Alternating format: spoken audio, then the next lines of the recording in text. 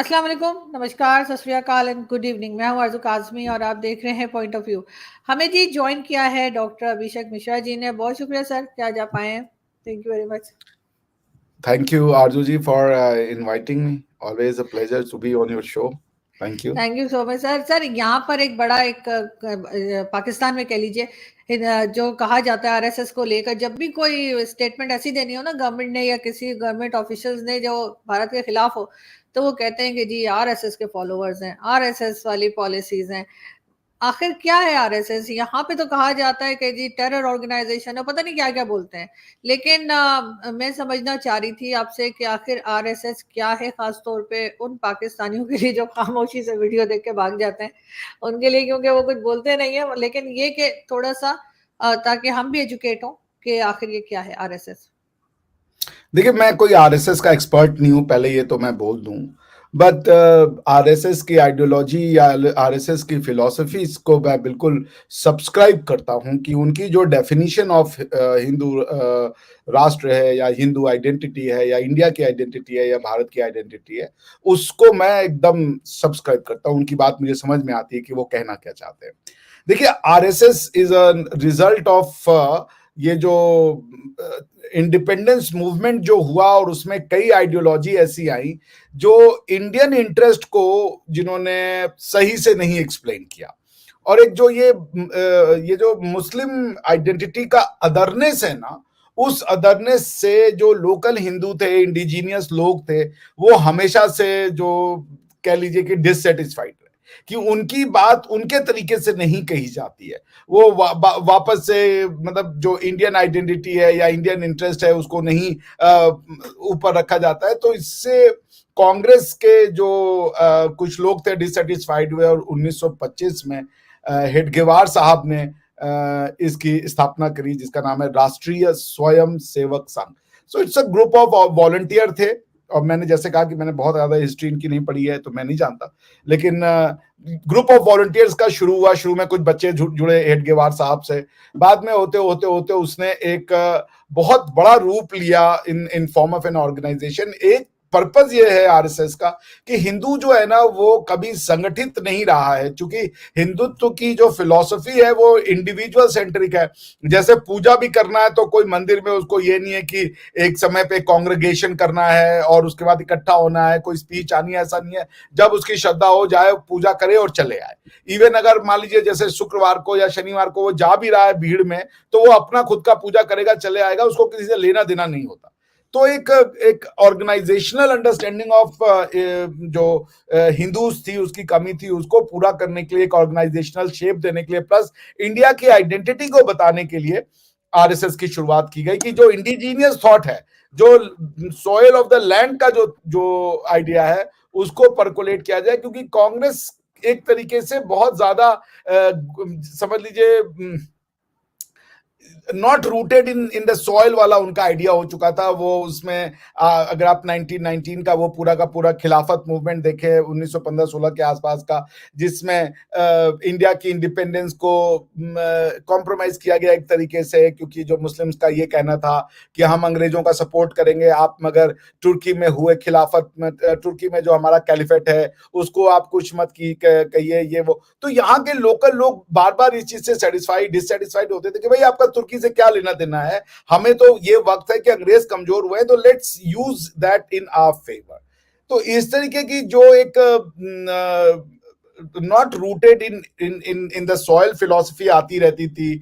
चाहे वो आप पढ़ ले सर सैयद अहमद खान को कि उनका क्या कहना था लोकल लोगों के बारे में, और इस्लाम की आइडेंटिटी में, इस्लामिक आइडेंटिटी में जो इंडियन फिलॉसफी थी उसको कभी एक्सेप्टेंस नहीं मिली, बारिंग फ्यू हियर एंड देयर जो जैसे राम रहीम खान खाना या ऐसे करके अब्दुल करके, अब मैं नाम भूल रहा हूँ, 2-3 ऐसे मुस्लिम रहे हैं जिन्होंने कृष्ण भक्ति में भी की है। लेकिन वो over by and large India में जो है वो जो इस्लामिक आइडेंटिटी थी उसने लोकल फिलॉसफी को कभी रिस्पेक्ट नहीं दिया। इनको कुफार कहा, इनको पेगन कहा, इनको जो है बहुत सी ऐसी ऑब्नॉक्शियस शब्दों का यूज किया गया जिससे कि लोग आहत होते थे।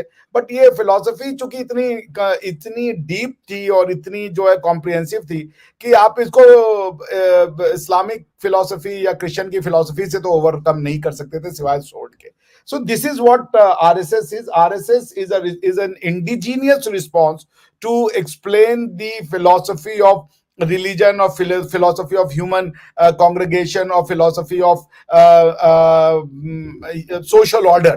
तो आरएसएस कहती है हमारी सोशल ऑर्डर की फिलॉसफी हमारे पूर्वजों से आती है, वेद से आती है, हम यहाँ के लोकल इंडिजीनियस लोग हैं, और इसीलिए उन्होंने राष्ट्रीय स्वयं सेवक संघ की स्थापना की, to narrate and to unite Hindu, to organise Hindu, and to also carry forward the cause of or the philosophy of Hindu identity, Hindu dharma, वैदिक फिलोसफी, ये सबको एक प्लेटफॉर्म देने के लिए उन्होंने इसको ऑर्गेनाइज किया. This is what I understand of RSS.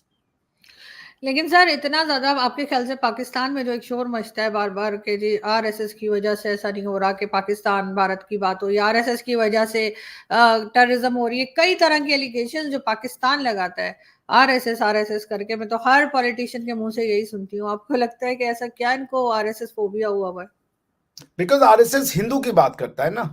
Pakistan तो टू नेशन थ्योरी, जो भी हिंदू की बात करेगा वो पाकिस्तान का दुश्मन हो जाएगा. सो आरएसएस जब हिंदू की बात करता है तो आरएसएस 3-4 ऐसी चीजें बोलता है जो कि एक इस्लामिक आइडेंटिटी वाले को बुरा लगता है, और उसका दिक्कत ये कि वो अपना रेफरेंस पॉइंट नहीं छोड़ना चाहता, वो दुनिया को सिर्फ अपने नजरों से देखना चाहता है. जैसे वो भगवान राम को भी एक्सप्लेन करेगा तो कहेगा वो पैगंबर है. वो दुनिया को सिर्फ अपनी फिलॉसफी से देखना चाहता है, दूसरी फिलॉसफी का एक्सेप्टेंस है ही नहीं, टॉलरेंस ही नहीं है. तो अगर तुम्हें भगवान राम को देखना है तो तुम्हें कोई जरूरत नहीं है कि उनको पैगंबर की तरह कहें, आप उनको दूसरी जो इंडियन फिलॉसफी है उस हिसाब से भी समझ सकते हैं. सो ये जो आरएसएस के जो लोग हैं, इन्होंने ये कहा कि हिंदू जो है वो anyone who is born on the soil of India is called Hindu. उन्होंने जो हिंदू की डेफिनेशन, आप अगर सावरकर को भी पढ़े तो सावरकर ने कहा कि अगर ये मुस्लिम वाला ये टू नेशन थ्योरी जो कि सर सैयद अहमद खान या और भी जो उस समय के लोकल जो स्कॉलर्स थे वो हमेशा मुसलमानों को अलग करके देखते थे. अब आप देख लें जो तबलीगी जमात है, तबलीगी जमात की शुरुआत क्यों की गई थी? ये मेवात के इलाके से शुरू हुआ था तबलीगी जमात. कोई इस्माइल साहब थे, मैं उनका नाम भूल रहा हूं, उन्होंने शुरुआत की थी. क्यों शुरुआत की थी? क्योंकि जो मेवात एरिया के मुसलमान हो गए थे लोग, मगर वो रहते हिंदू स्टाइल से थे, तो उनको वो बातें समझ में नहीं आती थी कि तुम मुसलमान हो, मगर पॉइंट वही है कि कोई कलमा पढ़ भी ले इंडिया में तो वो मुसलमान कैसे बनेगा, क्योंकि वो रहेगा तो हिंदू स्टाइल में. प्लस उसके ऊपर जो लॉज लगेंगे, जिसको हम इंडियन लॉज को या भारतीय लॉ को इंडिया में हिंदू लॉ करके पढ़ाया जाता है. This is a fraud committed to our law student कि हमें हिंदू लॉ और मुस्लिम लॉ करके पढ़ाया जाता है. जैसे भाई जो मुस्लिम लॉ जो पढ़ाते हो बेसिकली अरब का लोकल लॉ है, उसको तुम इस्लाम के नाम पे एक लोकल लॉ को एक आप बना देते हो इंडिया का law, which should not be the case. जब और जो हिंदू का लॉ है वो इंडिया का लोकल लॉ है, जो लोकल लोगों के ऊपर लगता था, चाहे वो जैन हो, चाहे वो बुद्ध हो, चाहे वो सिख हो, उन सबका लॉज एक ही है. उनके ऊपर जो उनके जो अगर घर में कोई फैमिली फ्यूड हो जाए, बंटवारा हो, सक्सेशन हो, इनहेरिटेंस हो, ये सारे डिस्प्यूट का जो लॉ लगता था वो इंडियन लॉ, हिंदू लॉ ही लगता था. कोई बुद्धों के लिए कोई बुद्धिस्ट लॉ अलग से नहीं है. इनकी टीचिंग्स अलग हैं कि इन्होंने हिंदुइज्म के कुछ फॉर्म को रिजेक्ट किया, वैदिक फॉर्म ऑफ फिलोसफी को चेंज किया, लेकिन जो लीगल सिस्टम था वो सबके ऊपर एक लगता था. लेकिन इस्लाम और क्रिश्चियनिटी अपने लिए अपना लीगल सिस्टम लेके आए. तो पॉइंट वो जाती कि जिसको मुसलमान शरिया लॉ कहता है, वो शरिया लॉ बेसिकली कोई लोकल लॉ तो नहीं है. अरब का लोकल लॉ आप उसको रिलीजन के नाम पे यूनिवर्सल लॉ बनाते हो. जैसे हमारे यहाँ ये प्रचारित किया जाता है कि शरिया लॉ देखो अरब में है तो वहां चोरी नहीं होती, वहां रेप नहीं होता, वहां ये नहीं होता, अजीब अजीब सी कहानी सुना देते. अगर यही फिलॉसफी है तो भाई पाकिस्तान तो उसी आधार पे बना. तो पाकिस्तान में तो शरीयत लॉ है तो वहां पे रेप नहीं होना चाहिए, वहां पे हत्या नहीं होनी चाहिए, लेकिन पाकिस्तान में ये सब चीजें हो रही है. तो ये अरबिया में नहीं हो रहा है, लेकिन पाकिस्तान में भी शरीयत लॉ एप्लीकेबल है, वहां हो रहा है. ये क्यों हो रहा है मुझे नहीं पता. तो एक शरिया लॉ का वो जो आइडेंटिटी था, और हमारे यहाँ उसको मान लिया गया ये लोकल लॉ. भारत की आइडेंटिटी को चेंज करने की इस तरीके से कोशिश की गई या इस तरीके से एक्सप्लेन किया गया कि ये भारत कोई ऐसे लोकल चीज नहीं है, कोई 2000 साल पहले कोई एम्पायर था, उसका भारत में इन्फ्लुएंस था. ये बिना बताए हुए कि जो ये पेगन लाइफस्टाइल जिसको कहते थे, ये सब इस इलाके में फैला हुआ था. तो इंडिया की एक आइडेंटिटी या हिस्ट्री को मानने को तैयार नहीं है. आप पशुपतिशील है तो कहेंगे ये शिव नहीं है, ये कोई और है। योगा से जो योगा पोजीशन है कहेंगे ये योगा पोजीशन ऐसे ही बाय मिस्टेक है, ये कोई लोकल गॉड था, इस तरीके से। यानी कि एक कंटिन्यूटी इंडिया को वो डिनाई करना चाहते हैं। आरएसएस उसी का रिस्पॉन्स है। आरएसएस कहता है India has been there for ever. India, जैसे ये क्वेश्चन तो बनता है ना, एक लेजिटिमेट क्वेश्चन, इंडिया कैसे बना, भारत कैसे बना, मैं भारतीय कैसे बना, किसी ने तलवार नहीं उठाया। जैसे इस्लाम और क्रिश्चियनिटी बिना तलवार के आइडिया के एक्सप्लेन ही नहीं किया जा सकता। पूरी दुनिया में 102 थ्योरी ऑफ क्रिएशन है कि इंसान कैसे बना, लेकिन इस्लाम की और क्रिश्चियनिटी की थ्योरी जो बेसिकली सेम है, दोनों ही बुक ऑफ जेनेसिस फॉलो करते हैं, उन्होंने तलवार के दम पे अपना थ्योरी जो है लोगों को मनवा दिया। बाकी थ्योरियां वो जो कि वार में आ गई तो वो हो गया कि भाई उनकी थ्योरी गलत हो गई, ठीक है ना। तो अब जैसे आप कहें जाए अमेजन में, जो अमेजोन के जो जंगलों में जो जो ट्राइब्स रहते हैं उनकी अपनी क्रिएशन थ्योरी है कि कोई पेड़ से इंसान आया था, कुछ आया था। उसी तरीके से अफ्रीका के जुलू में चले जाए, जुलू जो ट्राइब्स है उनकी अपनी थ्योरी है। वो अपना कुछ और कहेंगे, सबकी अपनी अपनी क्रिएशन थ्योरी है कि इंसान कैसे बना। लेकिन तलवार ने इसको जस्टिफाई किया। तो आरएसएस का ये है कि we are son of soil, we have our own theory, और ये थ्योरी एक पर्टिकुलर इलाके में रूल करती थी, जिसका कि सबूत मिलता है। आप विष्णु पुराण पढ़ेंगे तो उसमें उत्तरम यत्स समुद्रस्य दिमाद्रय व दक्षिणम वर्ष तद भारतम नाम भारती यत्र संतति। अब इसका ये मतलब है कि अगर ये मान लीजिए विष्णु पुराण 2000 साल पहले भी लिखा गया हो, मगर इस डेफिनेशन को कंसीव करना, इस डेफिनेशन का आइडिया को कंसीव करना कि यहां से यहां तक भारत है, ये एक दिन का पार्ट नहीं हो सकता। तो लिखना इज वन थिंग, लिख करके एक होता है कि पहले लिख दो। जैसे आपके इब्राहिमिक मॉडल में क्या हुआ कि पहले लॉ आ गया, फिर तलवार लेकर के उस लॉ को फैला दिया। इंडिया में ये नहीं हुआ। इंडिया में कल्चरल रिवॉल्यूशन पहले हुआ, बाद में उसको जो है कोडिफाई किया गया उसके ज्योग्राफिकल पोजीशंस को। तो आप ये कह लीजिए, जैसे वेद और जो बाकी जो टेक्स्ट है विष्णु पुराण और वो, उनको कंपेयर इसलिए नहीं किया जा सकता कि वेद स्मृति है, वो so called word of God है, उसका क्रिएटर कौन है वो नहीं जानता। हालांकि मैं नहीं मानता कोई वर्ड ऑफ गॉड है, मगर उस जिसने भी वेदों की संरचना की उन्होंने ये नहीं बताया कि उसको किसने कंसीव किया, किसने लिखा। लेकिन जब आप विष्णु पुराण या इस तरह की किताबें पढ़ते हैं जो आराम से 1500 साल पुरानी है, वो इतनी प्रिसाइज डेफिनेशन दे रही है इंडिया की, दैट मीन्स कि people new the border of India. अब अलेक्जेंडर आया और उसके बाद अलेक्जेंडर के आने के बाद अगर चाणक्य जो है वो आपके तक्षशिला से उठता है और मगध में आता है और कहता है कि भारत की बाउंड्रीज को सेव करो, और ये 3000 साल पहले हो रहा है, तो चाणक्य को उस दिन तो नहीं पता चला होगा कि ये भारत की बाउंड्री है। चाणक्य को पहले से पता होगा कि भारत की बाउंड्री है, तभी उसने बुलाया कि तुम आके सेव करो, भारत में अलक्षेंद्र का आक्रमण होना है। वो तो पर्सिया की बाउंड्री को सेव करने के लिए नहीं बोला उसने। तो पॉइंट ये है कि देयर वाज ऑलवेज, ये जो बाहर की आइडेंटिटियां आई, इन्होंने हमारी जो थ्योरी को ऑब्लिटरेट करने की कोशिश की, इसको ही गलत प्रूफ करने की कोशिश की। अब वो उसी को कंसोलिडेट करने के लिए और ऑर्गेनाइज रूप में फाइट करने के लिए आरएसएस ने जन्म लिया कि पॉलिटिकल पावर और थ्योरेटिक और स्पिरिचुअल पावर दोनों जरूरी है in order for India to survive. वरना पाकिस्तान इंडिया है जो आज की डेट में इंडिया के किसी भी आइडेंटिटी से सब्सक्राइब नहीं करता। भारत का एक हिस्सा जो पाकिस्तान के नाम से गवर्न किया जाता है, वहां पे कोई भी भारतीय आइडेंटिटी अब नहीं चलती। पाकिस्तान की फ्यूचर, आप पाकिस्तान का हिस्ट्री 700 साल पुराना है, या मोहम्मद बिन कासिम से शुरू होता है। पाकिस्तान की हिस्ट्री में हड़प्पा मोहनजोदड़ो का कोई स्थान नहीं है, चाणक्य का कोई स्थान नहीं है, पाकिस्तान की हिस्ट्री में तक्षशिला का कोई स्थान नहीं है, हिंगलाज मंदिर का कोई स्थान नहीं है, मंदिर का ही कोई स्थान नहीं है, मंदिर एज अ कॉन्सेप्ट कोई स्थान नहीं है।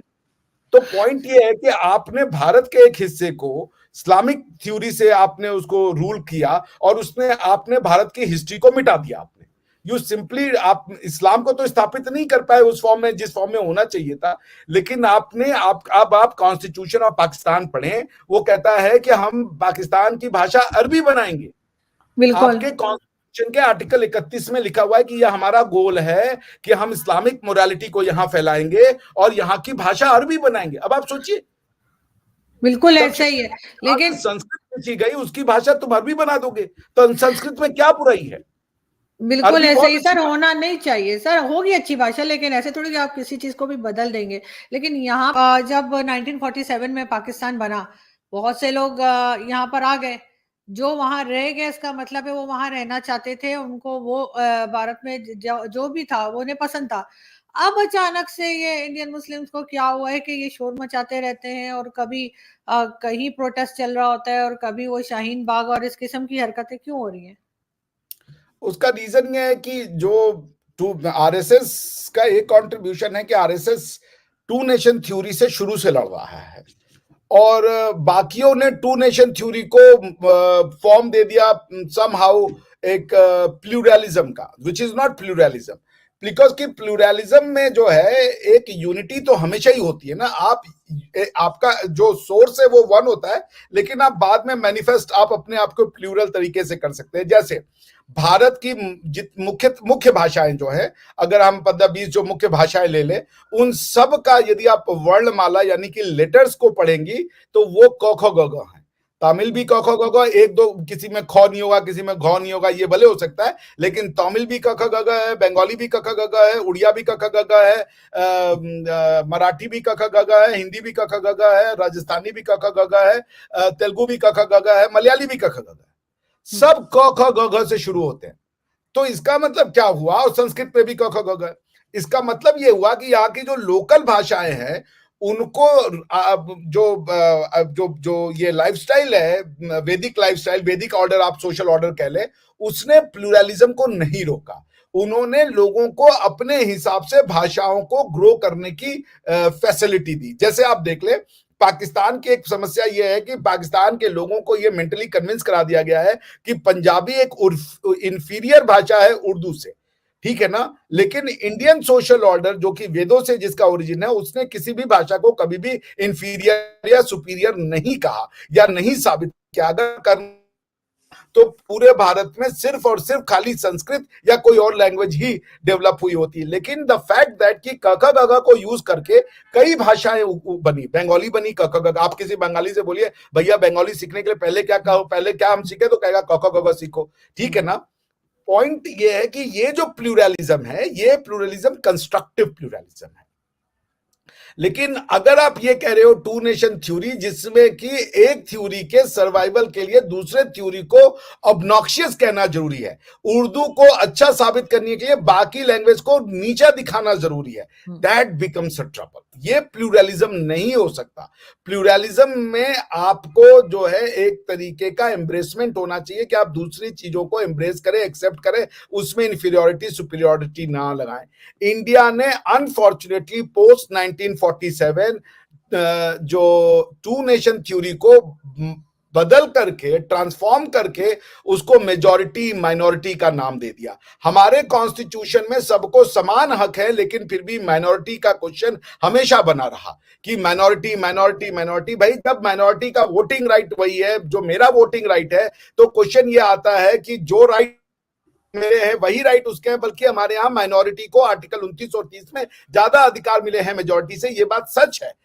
पॉइंट ये कि फिर किस बात की माइनॉरिटी माइनॉरिटी आप करते रहते हैं। तो उनका यह है कि माइनॉरिटी का कल्चर और जो नेशनल आइडेंटिटी है या नेशन है वो अलग है। तो जैसे ही आपने कहा कि वो अलग है हमसे, तो आपने मुस्लिम नेशन की बात करनी शुरू कर दी। और जब आप मुस्लिम नेशन की बात शुरू करेंगे तो क्वेश्चन है कि क्या अलग है उसमें, क्यों अलग है वो हमसे। तो यही बात आरएसएस के सारे फाउंडिंग फादर करते रहे कि आप हमसे अलग नहीं हो। जैसे ये सावरकर का कहना था कि I am a universal man. Savarkar की जो किताब लिखी गई थी, दैट किताब bunch of thought was in response to sir Syed Ahmad Khan, या उस समय के जो स्कॉलर्स कहते थे कि हम अलग हैं, हिंदू जो है वो इंफीरियर है, या इस टाइप की उस रिस्पांस में किताब लिखी गई। मगर वो रिस्पांस को लोग नहीं देखते हैं, वो किताब को ले लेते हैं जिसमें उन्होंने हिंदू के अलग होने की बातचीत करी मुसलमानों से, क्योंकि वो कहते हैं अगर तुम हमको अपना नहीं मान रहे हो। जैसे यही बात तो हुआ था कैलिफेट में ना, कैलिफेट में जो सरदार पटेल का जो डिसइंटेंटमेंट हुआ, सॉरी कैलिफेट मूवमेंट में, कि भारत के मुसलमान ने कहा अंग्रेजों से कि आप कैलिफेट को सेव कीजिए तुर्की के, हम आपके साथ लॉयल रहेंगे। ये बात लोकल लोगों को ठीक नहीं लगी, कई लोगों को। लेकिन फिर भी जो हमारे गांधी जी जैसे नेता थे उन्होंने उसको सपोर्ट किया। तो ठीक है, वो अलग अलग पॉलिटिकल फिलॉसफी हो सकती है। तो आरएसएस जो है वो एंटी मुस्लिम कतई नहीं है। RSS is pro Muslim. RSS is Muslim, but कि वो मुस्लिम की आइडेंटिटी हिंदुस्तानी होगी। जैसे आप देख ले, क्या दुनिया में सिर्फ मुस्लिम करके कोई आइडेंटिटी एग्जिस्ट करता है? सिर्फ मुस्लिम नहीं करता। अरबी मुस्लिम है, उसके हाँ, बाद कर तुर्की रहा है। मुस्लिम है, उसके बाद मलय मुस्लिम है, तभी ये बॉर्डर्स है, इजिप्शियन मुस्लिम है, हम्म, पैलेस्टीनियन मुस्लिम है। हम्म, नहीं तो इजिप्ट खोल दे बॉर्डर, बोले कि मुसलमान होने हम्म, के नाते तो हमारे यहाँ आ जाओ, सिटीजनशिप का चक्कर ही नहीं पड़ेगा, हम्म, मुसलमान हो तो एक सिटीजनशिप हो जाती है। आपके यहाँ बिल्कुल। पे अफगानी मुसलमानों को आपने निकाला ये कह के कि ये हमारे मुसलमान नहीं है।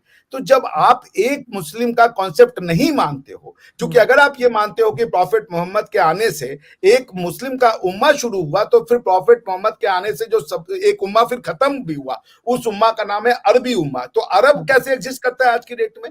फिर अरब अपने आप बिल्कुल। को अरब कैसे कह हम्म, सकता है? क्योंकि भाई प्रॉफिट मोहम्मद हम्म, से लड़ाई किसी काफिर ने थोड़े लड़ी थी, अरे हिंदुओं ने थोड़े हाँ, जाके लड़ी थी, उनसे तो बिल्कुल। लड़ाई अरबी लड़ रहे थे, वहां के जो हाँ, कुरैश थे वो लड़ रहे थे, हमारी लड़ाई वो तो लड़ थोड़ी रहे थे। थी। तो फिर ठीक, अरब बिल्कुल। सरवाइव कर गए, अरबी मुसलमान, अरबी भी बच हम्म, गए, मुसलमान भी हो गए, और हमारी आके यहाँ पे कह रहे हो कि तुम्हारी आइडेंटिटी खत्म हो जाएगी।